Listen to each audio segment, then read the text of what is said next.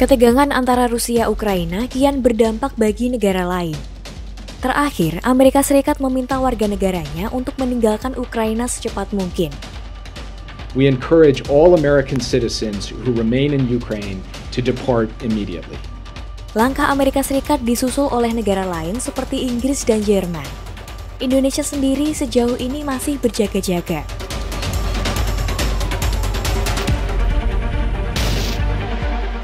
Sekitar 100.000 pasukan Rusia telah diarahkan ke wilayah perbatasan dekat Ukraina.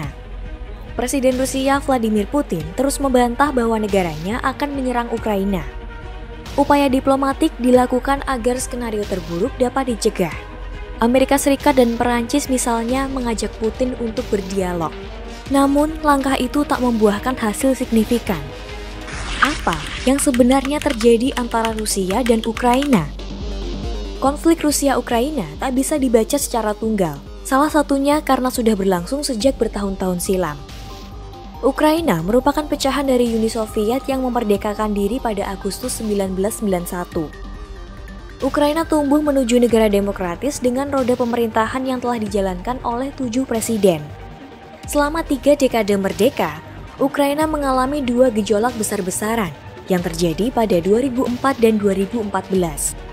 Keduanya punya pesan yang sama, menolak pengaruh dan intervensi Rusia dan mendorong bergabung ke Uni Eropa serta NATO. Gelombang demonstrasi pertama berhasil memaksa presiden saat itu Leonid Kuchma, politisi yang dekat dengan Kremlin, lengser dari jabatannya.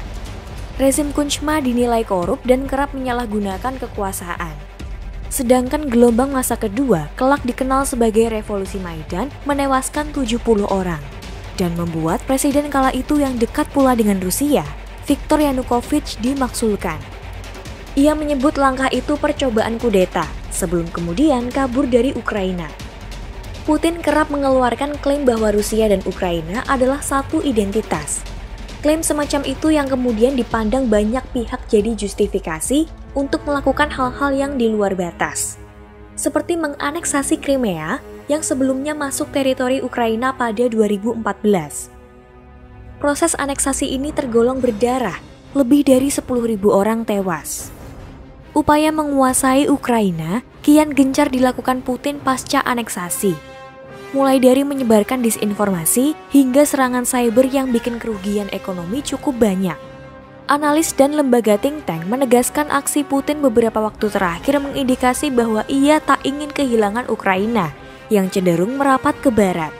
Kehilangan pengaruh atas Ukraina sama berarti potensi lenyapnya banyak hal, termasuk kekuatan ekonomi.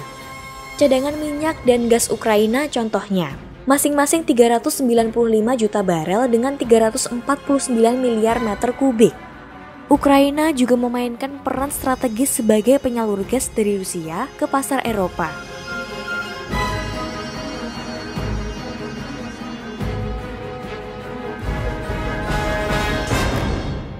Rusia telah mengajukan permintaan resmi ke Amerika Serikat dan NATO terkait posisi Ukraina. Pertama, Ukraina tak boleh masuk NATO. Kedua, pasukan NATO yang berada di kawasan Rusia mesti ditarik. Permintaan ini ditolak. Sementara AS maupun NATO mewanti-wanti jika Kremlin nekat menyerang Ukraina, maka aksi balasan bakal ditempuh. Serangan penuh ke Ukraina bila benar-benar terjadi, diperkirakan mendatangkan dampak yang tak pernah dibayangkan sebelumnya. Kalkulasinya, 50.000 orang akan tewas dan hampir 2 juta penduduk jadi pengungsi. Itu sebabnya banyak pihak yang menyebut Perang Dunia Ketiga jika sampai konflik bersenjata meletus.